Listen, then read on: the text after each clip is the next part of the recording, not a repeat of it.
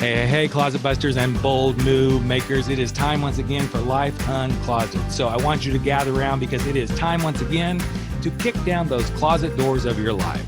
We're here to escape our BS, explore our fears, and elevate our self-expression. I'm your host, Rick Clemens. I'm the bold move expert and that coming out guy who's going to take you to the party, the pulpit, the wake, and back to the party of living your life uncloseted.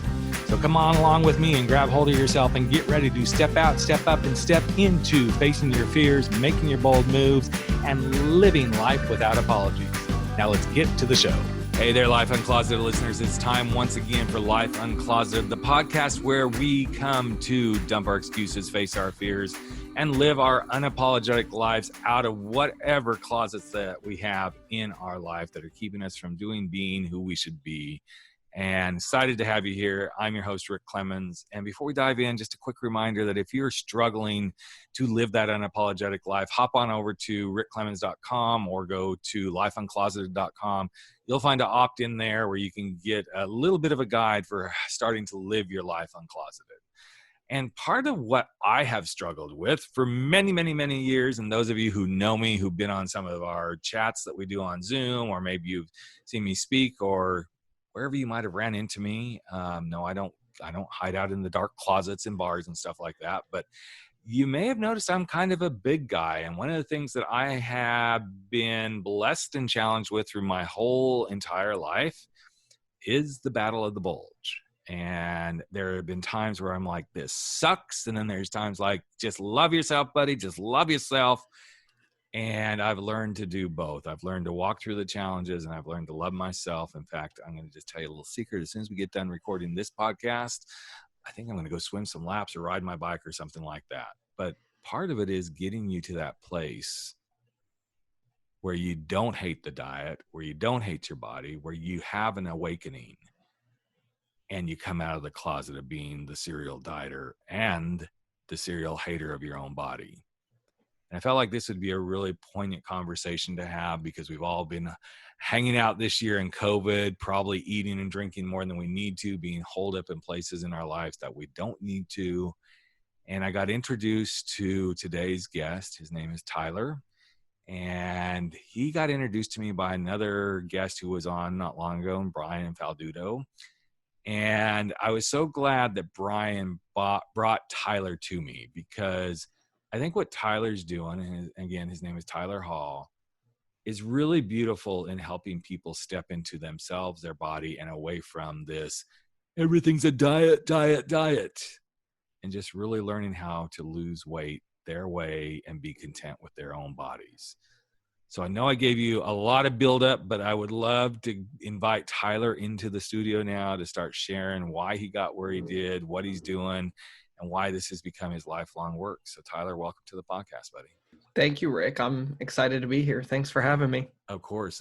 So one of the things that I know from the little bit of stuff that I've looked at on you and your bios and the little bit of conversations we've had is this is something brand new for you as far as a business, but what you're working with in your business isn't something new for you. This challenge of diet and exercise and weight loss and everything kind of mimics what I shared about myself. Isn't that correct? Oh, absolutely. I'm a new business owner, but I have struggled my entire life with body image issues, with feeling comfortable in my own skin, with, chronic dieting and the yo-yo dieting and weight going up and down and all of that good stuff that comes with all of that. So, it took me several years to kind of figure out what my passion was. And it was interesting because my passion was always the one thing that I hated, which was my body. And it was the diets and the exercising and all of those kind of things. And so I think I was kind of blind to that, but now it's become my passion and it's what I love to do. I love that you said my passion is my body. And sometimes I think all of us who have battled this battle of the bulge, and even as I was thinking about, okay, am I going to go bike ride today or am I going to go swim? There's a time that like, God, I would have said, okay, you got to go swim or you got to go bike ride. And I don't got to do anything. I get to. But when I started changing the words I used with myself and started saying, hey, you get to go take care of your body. You get to go do this to make you sleep better. You get to go do this because you love being outside. Everything started to change because it wasn't just about, oh, God, I got to go do this.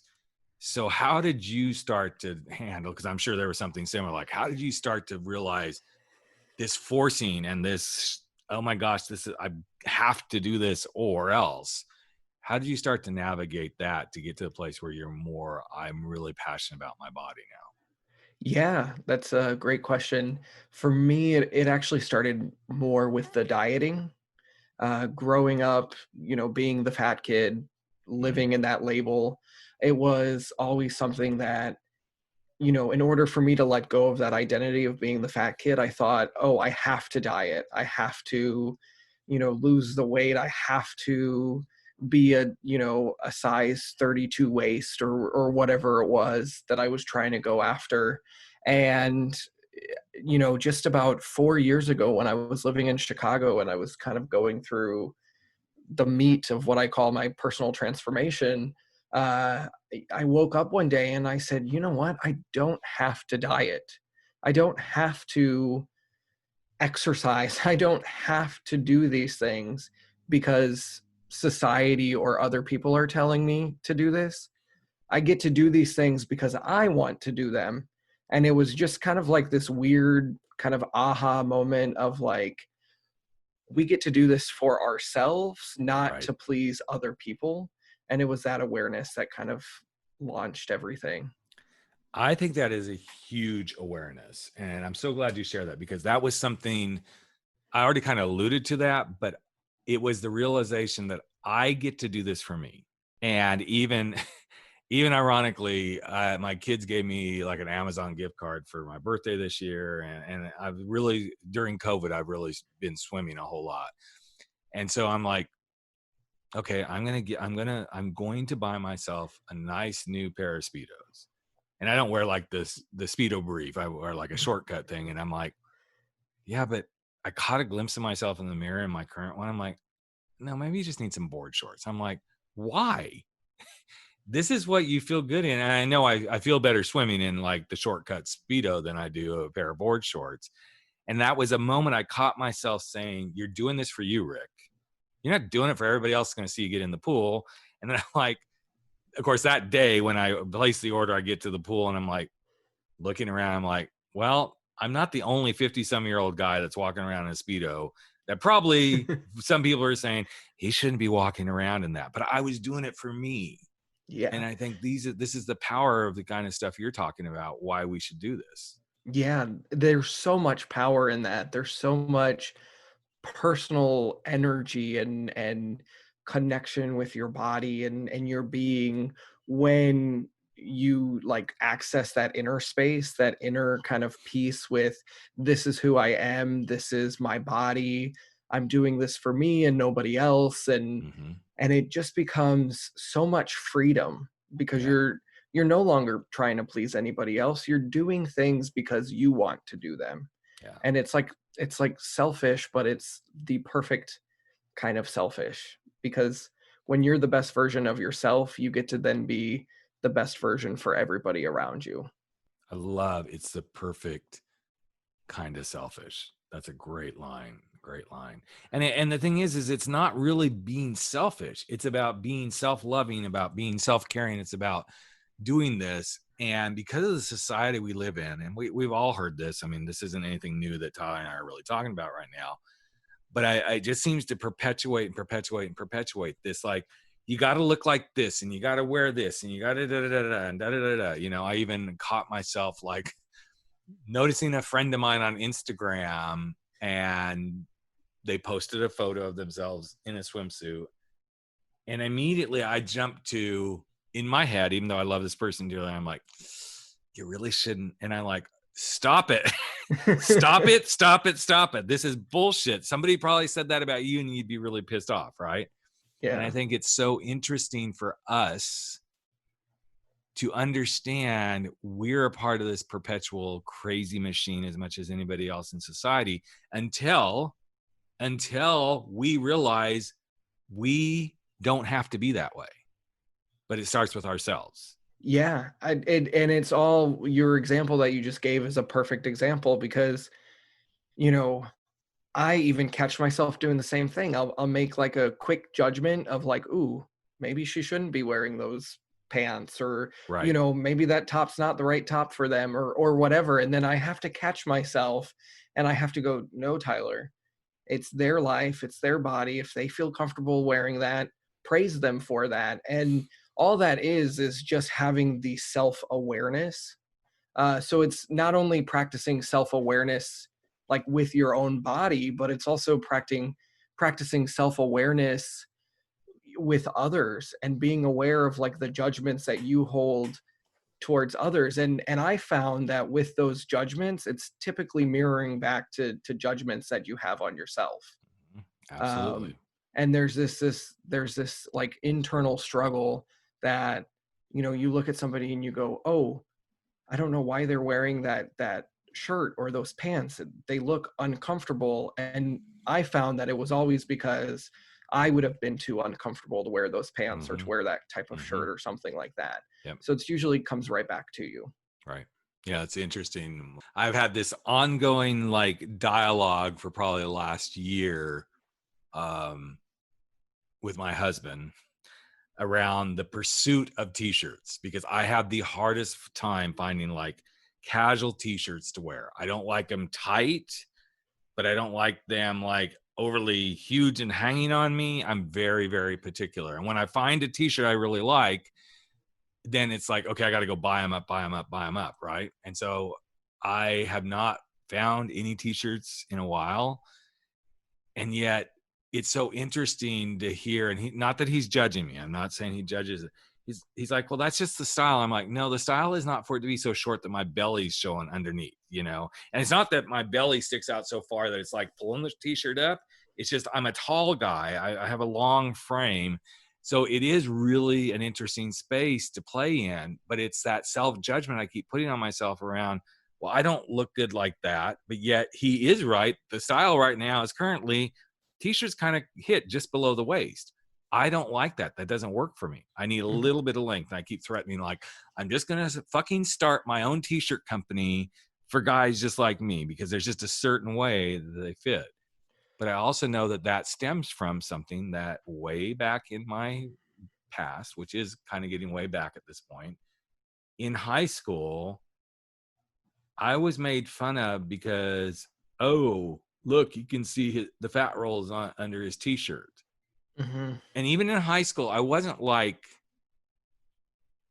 tubby fat. I was more chubby, but I was never the guy that was like, I mean, I remember I went to a private high school, so I didn't live in the dorms, but I went to a school that had dorms, and like PE, I was always changing in the gym bathroom. We didn't have locker rooms because that wasn't what our school didn't compete in sports and stuff like that with other schools. So we didn't even have like locker rooms. We just had like, there was a bathroom in the gymnasium, or you could go change at the dorms.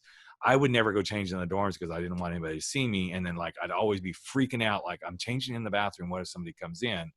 But it was always when I put the t-shirt on to go out for, PE, that I would start to feel that. And it wasn't until about 3 months ago, that little thought hit me, and how much that thought still has a seed in my memory every time I try to find t-shirts. Oh yeah. I think, I mean, you hit it right on the nail with that, because for me, my area of feeling uncomfortable in my body or in my skin was what I call my man boobs. Yep. You Right know, there you with know, you. Yep. right there, Yeah. exactly what I'm talking about. And specifically in middle school and high school, when gym class came around, it was always getting comments like, "Oh, you should just go wear a sports bra," or "the girls dressing or the girls locker room is on the other side," or, "Bro, you need to cover those things up." And like growing up, it became so bad that like people were grabbing at them and like scooping. If you're familiar with what scooping is, it's they would run up and kind of like take their hands and like cup your man boobs and yell scoop. Yeah. Yeah. And so for me, like clothes specifically, shirts, the same as with you, it was always I would always try to find looser fitting, like attractive clothes, so my man boobs weren't as exposed. And come summertime, I was not out shirtless Yep. because it was my biggest insecurity. And I just kind of started to realize that it's like, okay, every person has a unique body. Yep. Every body is a unique build, and every skin is a different skin. And when you kind of let go of what how society deems as like the perfect body, you open yourself up to feeling finally okay in your own skin, because you just let go of all of that insecurity or those outside pressures to try to fit in and be the perfect body type and the perfect figure. There is no perfect anything. even No. though even though society and we all like, oh, she's so perfect or he's so perfect, I catch myself if I'm, and it's rare that I actually use that word. But it's such an interesting space to play in, because I know in my own mind there is no perfect, right? Yeah. But we're so surrounded by all of this that it's hard to get away from it sometimes. It's hard to really get from that space and go, okay, there is just what it is. But I love what you just said, Tyler, about everybody is their own unique person. And it's interesting because I think all of us as humans kind of get that, but yet we don't. Yeah. Because suddenly, well, you're your own person, but even as your own person, you should look like this. And it's kind of like being gay. I remember when I came out, late in life, all this sort of stuff. And I started getting all that. Well, here's how you do gay. I'm like, well, I don't do gay that way. So I don't know. Maybe there's a gene DNA issue here, because I don't do gay that way. But it's also that interesting piece where everybody just tries to put this stuff on each other. And I'm raising my hand, folks. I'm guilty of it too. But there is no perfect. There is no, this is the way. It's just look at ourselves, own that we're unique. And some people, honestly, the weight issues that some people have, some people can't seem to do anything about it, period. Hmm. And you need to Yeah. embrace that. I was watching, I'm trying to think what the show was that I was watching. Oh, there was some show. I can't remember exactly what it was, but it was about tantric sex and stuff last night. And it was really fascinating. And then this couple came on, and the wife was nice looking, slender kind of gal. And the guy was nice looking, but he was a big man. I'm talking big man. I'm sure he was 400 pounds at least. Hmm. And immediately my judgment went to, why are you with him? And then I thought, oh, wow, Rick, I can't believe you did that. Yeah. And I knew you and I were going to be having this conversation this morning. And so it's always interesting, because every time I get ready to have these conversations, something shows up and I'm like, oh, well, this is something you can bring up in the whole conversation. So when you started really dialing into this, Tyler, and you started figuring this out, you said it's been a couple of years. What was the most significant thing that you caught yourself seeing that you're like, I need to stop this if I'm ever going to be able to really, truly love myself? For me, it was judging like food and judging diets. And I now consider myself to be an anti-diet person. I'm all for intuitive eating, mindful eating, just practicing general awareness and understanding of what your body wants in that moment, and just going out and eating those kind of things. But for me, it was judging foods, and it was judging even like what you were saying, even what other people were eating. Because I catch myself, and still to this day, because we're all humans, I catch myself all the time. I'm like, I don't understand why you're eating that. Like, that's not healthy foods. But it's like, okay, who am I to judge, what you deem as healthy and versus what I deem as healthy? And you're And I'll give you a specific example. One of my best friends, she is currently getting ready to compete in uh, a weightlifting competition. Mm-hmm. So she's training like an athlete, and she's training like she's carb cycling. She's like going days without eating any carbs, and then she's going all day just eating nothing but like pasta and bread and all. And it, and for a normal human who's not competing in weightlifting competitions, that's not the healthiest thing to put your body through. But for her, she's training her specific body to do one specific thing. And I just had this awareness like last weekend actually, and I was like, oh, I finally get it. Like, you're going down this path, I'm going down this Mm-hmm. path, somebody else is going down this path. There Yep. is no one way path to success and to Mm-mm. eating and to, being healthy and to being, fit, and all of these kind of diet industry views and things Mm-hmm. like that. So for me, it started with the awareness of I need to stop judging food, Mm. because food is simply just food. There is no Yes. bad food. There is no good food. Food is literally just food. It's a calorie. It's an energy that we put into our bodies. And that's it. I think it's really important to realize what you just said. It's an energy. Mm-hmm. It's a means to keeping our bodies alive. And that's not how we've all been. Okay, I'm generalizing here, folks. So some of you probably are like, screw you, Rick. That's not how I was raised. But I think a lot of us, because food is such a social mechanism in our lives, that we eat to be social. We also eat to be emotional, all these different things. And the most successful ways I have found is to just treat food as it's part of my daily routine. It's as much a part of my routine as, going to the restroom, taking a shower, brushing my teeth. When eating becomes part of the daily routine and I'm doing this to sustain myself, I look at things a lot differently. Mm-hmm. So even last night, and I know part of my weight gain in the last couple of months has just been I'm working a lot of hours and I'm not getting the breaks that I need.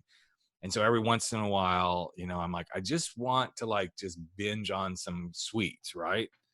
And Yeah. last night I didn't have any wine and I didn't have any sweets. And of course my husband's looking at me like, who are you? Where did my husband go? Right. And not that like this is what I do every night, but there's always a little bit of a sweet, like even if it's just like something small.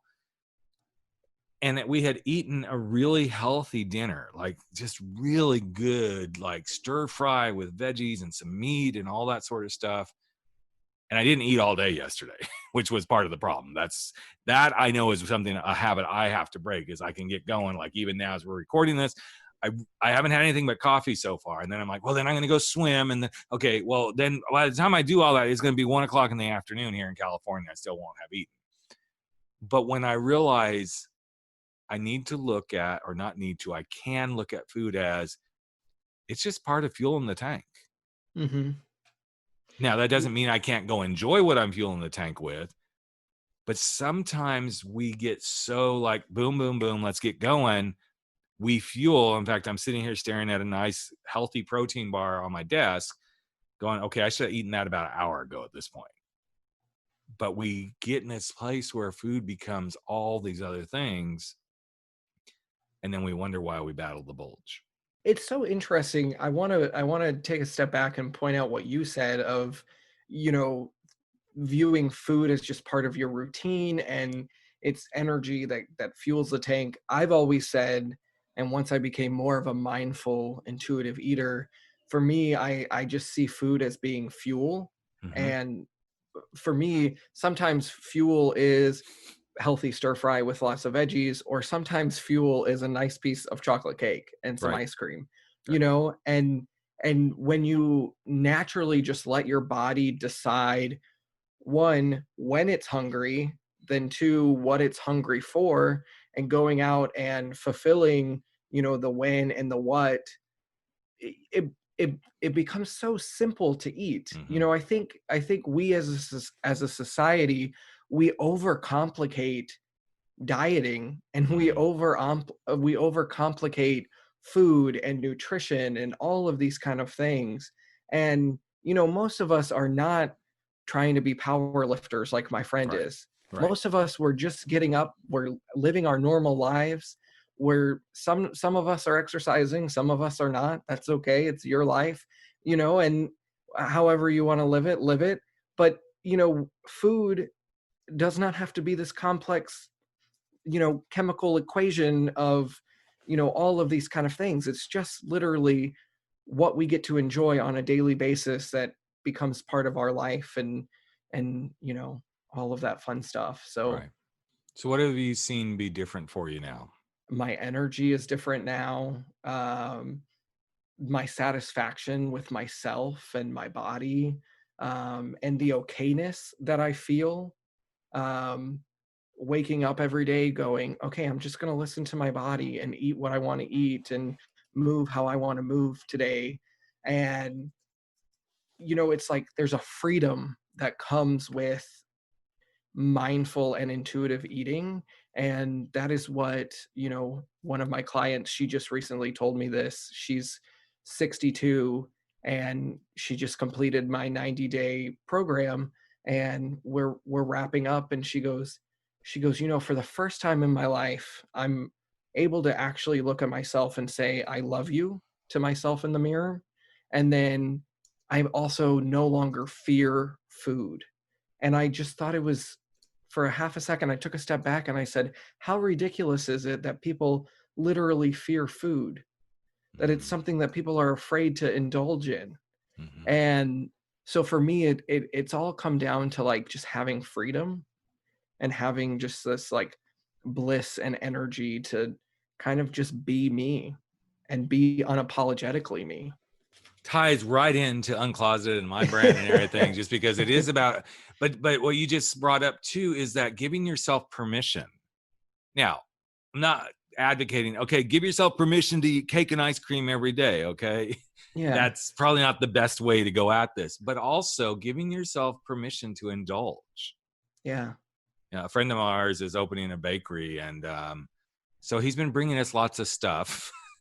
And I'm like, okay, time out. I love it, but time out. But there are times that, like the other night, he brought some stuff over, and there was like, he has these brown butter cookies that are amazing, and then he knew I love coconut macaroons, and then his partner or ex-partner is also involved in the business, and he made some truffles, and it was like staring at this temptation. And I thought, wait, I've done pretty good today. I swam, I swam and I walked, and I ate really healthy throughout the day. And I gave myself permission to have the cookie and the truffle. And it was so freeing, as you said, to just be in that moment with myself. Yeah. And by the time I got to, okay, the cookie was like more than enough. And I'm like, okay, man, that truffle looks really good. And I still had some wine that I was drinking. I'm like, the truffle will be really good with the wine, and then I'm going to call it quits. I could have still eaten the coconut macaroon too, but I didn't. I was like, no, I'm there, And I believe this is when we give ourselves permission. And there's a book, I can't think of the name of it right now, that I read years ago about this whole concept of being in relationship with food. When we realize we're in relationship with food as much as we're in relationship with people. And we're in relationship with food in the same way we're in relationship if you have a belief in a God. You're in relationship with food in the same way that you are in relationship with your own inner thoughts. Most of the relationship we have with food is in our own head. And most of the relationship we have with food is when we're not in our own head, when we can blindly sit and eat and eat and eat, and we're not even thinking about what we're eating. And I think these are the important pieces that, Tyler, you're bringing forward in the work that you're doing. So Yeah. would you say that most of the people that you're, and I realize you're just getting your business going, is there a trend to the kind of people? You brought up one, client that's 67 years old, but is there like a commonality, or is it mostly that people are like, I'm just done and I don't know what else to do? It's usually the that second, I'm just done. It's typically the people who have been have tried diet after diet after diet after diet, and they just go, there has to be another way to live life and be in relationship with food, like you were talking about. And so it's really, it's really those people who are just looking for something else, something. They're looking for a way to improve their relationship with their food, with their bodies, with their mindset. And the really cool thing about what I do and what my program is kind of all designed about is creating balance and creating, kind of a cohesive relationship with food, with yourself, and with your mindset. Because people who are coming from a limiting diet mentality, because when you really think about the diet mentality, it's all about deprivation, it's all about limiting what you can and cannot have. It's a limiting mindset. And so people who are coming to me are realizing that, they're not just ditching the diets, they're ditching the limiting mindsets that have been holding them back for so many years. So it's all about having the freedom to just be yourself, and with that freedom comes like endless possibilities. It's so interesting that you brought this up, and I hadn't thought about this in quite a while. I have several friends who are health coaches, and so they all weigh in on things about me and my health. And one of my friends said something a couple of years ago. If you really think about the word diet, the first three letters are die. It's Mm-hmm. like you're killing something. Mm-hmm. You might be killing yourself if you're not, if you're not eating the right kind of diet, then you're killing yourself. And as her and I were talking through this one day, and I was kind of helping her with her business because she was like just getting started and everything. And I said, I just don't know why people don't just call it redesigning their health. And of course, as soon as I said it, she's like, okay, I think you helped me just figure out what I do. I help people redesign their health and their Mm-hmm. relationship with food. Mm-hmm. And I thought that's really powerful because it's so much more positive. Redesign, re-engineer, redirect your energies, whatever it is. And I hope whoever is listening that is hoping to uncloset themselves from I'm in the dieting hamster wheel, I'm in the losing weight, gaining weight, merry-go-round, whatever it is, that part of what Tyler's bringing to the world and what many health and nutrition coaches do is they're here to help you redesign and rethink what you believe to be true about food and diets and exercise. Yeah. That's the biggest piece of it. You gave me chills just now, because my signature system that I designed my program around, it's called the Ditch It system. And Mm-hmm. ditch is an acronym, and the D in ditch is for design.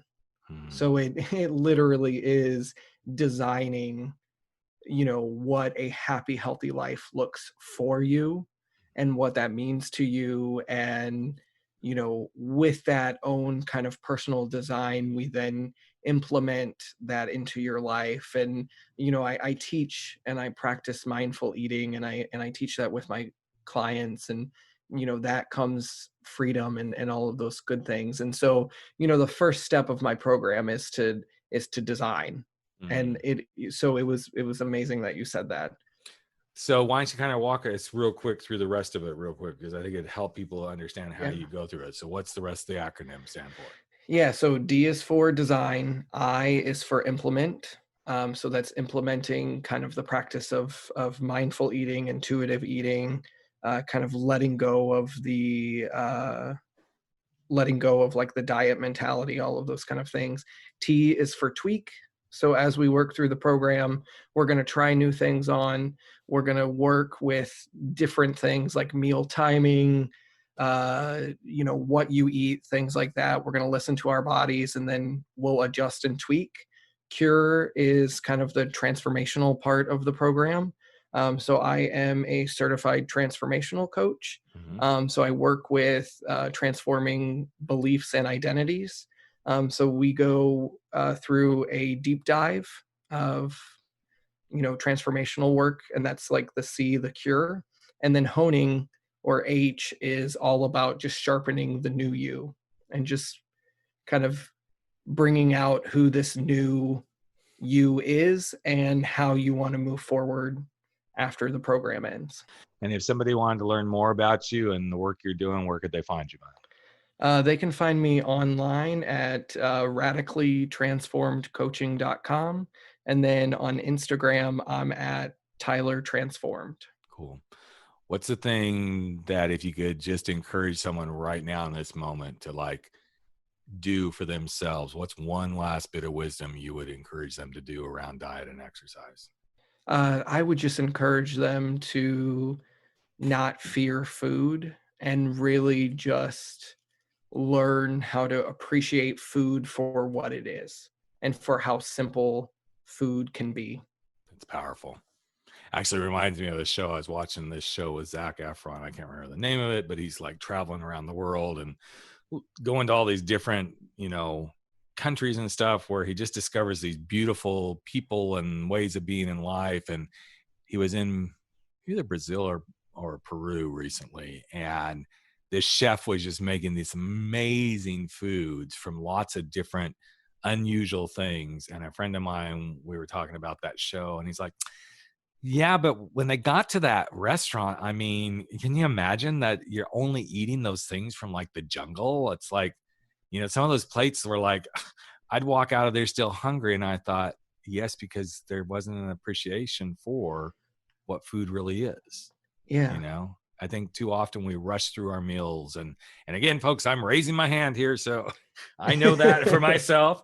But we don't really appreciate. And honestly, going back to what happened last night with me and my husband at dinner and me not drinking, the wine and all this sort of stuff, I was like, I think it's because, I was really tired, but I ate my meal much slower than I normally did. And we all know this. Anybody who does this work knows if you just take time with your meal, you'll get filled up quicker and you won't have the hunger and all this sort of stuff. But it really proved the point because I was having a relationship with my food last night that was a healthy relationship versus let's rush through and then shove everything in and then go, oh my God, I'm so full. Yeah. So glad that you were here, Tyler. Thank you so much for sharing yourself and helping hopefully somebody somewhere listening to start to think about how they can uncloset themselves from the diet and exercise hamster wheel that they may be finding themselves on. So thanks again for being here, buddy. I so appreciate you. Thank you so much for having me. It was a joy. Hey, Life Uncloseted family. Another episode of Life Uncloseted has come to an end, and it is time for all of us to sashay away and go face our fears, make those bold moves, and stand up to living our life without apology. But before you do, I've got a favor to ask of you. Would you hop over to iTunes or Spotify or Podbean or wherever it is that you're listening to this and just give us a little bit of love if you like what we're doing here at Life Uncloseted. Here's what it does. It helps other people find the show. It helps other people get to know what we're all about. And you just might help change a life. In fact, if you really want to change a life, we'd love it if you just ask a friend to take a listen and see what they think. So that's it. Love you all deeply. I'm Rick Clemens, the host of Life Uncloseted, and never stop stepping out, stepping up, and stepping into living your life uncloseted.